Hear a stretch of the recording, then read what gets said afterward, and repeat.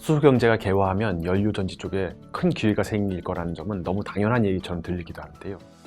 수소 경제의 꽃이라 하면 단연 연료전지를 꼽을 수 있습니다. 연료전지에 들어가는 소재, 부품은 어떤 것들이 있고 어떤 회사들이 경쟁력이 있는지도 궁금해집니다. 연료전지는 기본적으로 전기 화학적 에너지 전환 장치, 즉 전지, 셀입니다. 수소 연료전지의 구조를 살펴보면 기본적으로 양극, 전해질, 음극 구조입니다. 기본 원리나 구조는 수소 연료전지나 1차 전지, 2차 전지가 모두 같습니다. 음극으로 수소 기체를 주입하면 수소 분자가 산화돼 전자를 잃게 되고 수소 이온이 됩니다. 이때 전해질은 수소 이온만을 투과하고 전자와 가스는 통과하지 않도록 하는 역할을 합니다. 수소 이온은 전해질로 흘러들어가 양극으로 이동하게 되고요. 전자들은 전해질을 통과하지 못하고 바깥의 전선을 따라 이동합니다. 이때 전압이 생기고 전류가 흐릅니다. 여기서 전기 에너지가 발생합니다.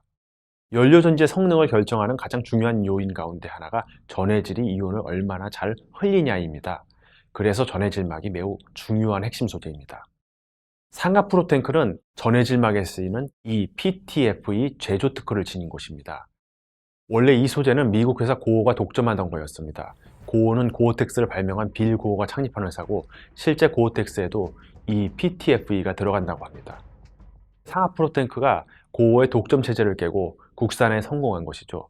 지금은 현대차 수소차에 이 PTFE 전해질 막구를 공급하고 있습니다.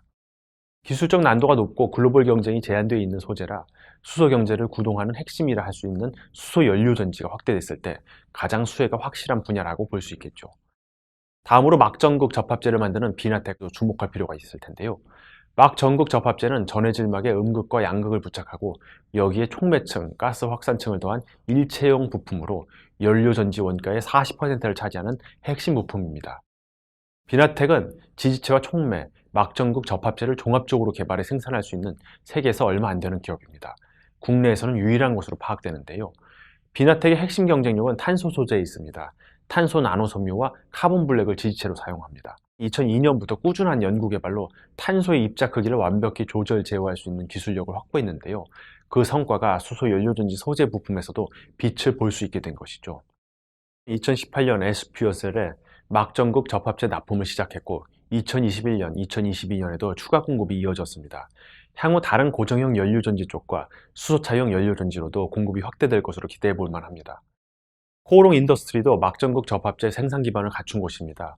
고분자 전해질 연료전지 기반의 연료전지 발전소를 코오롱 그룹 사업장에 건설할 계획을 세웠는데 여기에 코오롱 인더스트리의 고분자 전해질막, 막전극 접합제 기술이 적용될 예정입니다.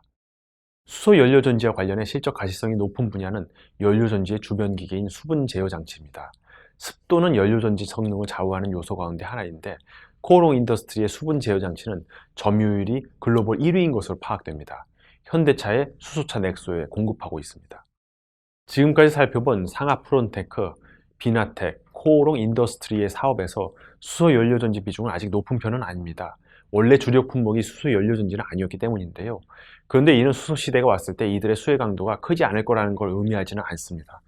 수소 시대가 다가올수록 수소 연료전지의 중요성은 점차 커질 수밖에 없고 핵심 소재와 부품의 수요도 늘어날 텐데요. 수소 경제의 핵심인 연료전지, 그리고 수소 연료전지에서 핵심이 되는 소재 부품에 계속해서 관심을 놓지 말아야 하는 이유입니다.